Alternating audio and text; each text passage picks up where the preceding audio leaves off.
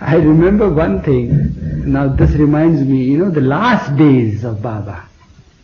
This Thai business brings me to the conversation that one of the specialists who had come from Pune with Dr. Grant, that there was a fall in the hemoglobins, you see, red corpuscles. So there was some transfusion also given. So what has happened is that he remarked when he heard this, that sometime in the, he remembers to have read in the ancient literature that the rishis and munis used to do penance, you see, and you would hit their bodies, and the then doctors, you see, had said that had some effect on the red blood corpuscles, you see, that destroyed them. So he correlated that, you see, I remember now. And we smiled, and Baba also had a good smile for it, you see. He says it has nothing to do with that, you see. What has he to do with doing any penance or anything? He has nothing to do penance for it, nothing to do. This is, you won't be able to know what I am doing, Baba told him. And then, but in spite of it all, we had to take care, you see, we had to take care of his body.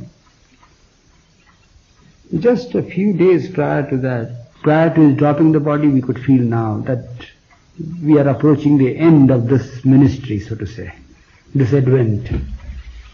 I could feel, but these people, the others who were there, they didn't feel that way.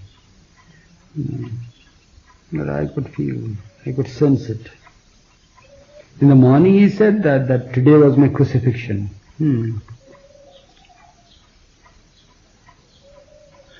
Yeah, he would invariably say this every now and then, that what a crucifixion, that Christ had his crucifixion, Jesus had his crucifixion on one particular day. But I am being crucified, you see, every moment, he would say that, in this advent. On the day that he dropped the body in the morning, he says, today is the day of my crucifixion. He said that. And then he, of course, felt his, there was time for giving him sponge and all that. I used to do that, his body and all that. So he told me that we'll see whether his face is properly shaved or not. It's clean shaved. How do you like it? He had shaved it himself with the shaver. I said, well, you have done a very good job, Baba. Today it's all clean. And then till the last we were in very good humor, you see. He would crack jokes at the Mandali and we would say something. I remember that he telling, the women would give him something to drink or eat, soup or something, fruit juice or apple pulp or anything like that. Then he would take some and then distribute to the Mandali there. So, knowing fully well that he needed some sort of nourishment, I started this little thing that, so what I would do, I would keep a pan in my pocket, you see. And it is customary that one has a pan in the mouth and he wouldn't want to eat anything. So whenever I knew that now the cup is offered now fruit juice, I'm sure that I will have it, half of it. So from where do we repeat now?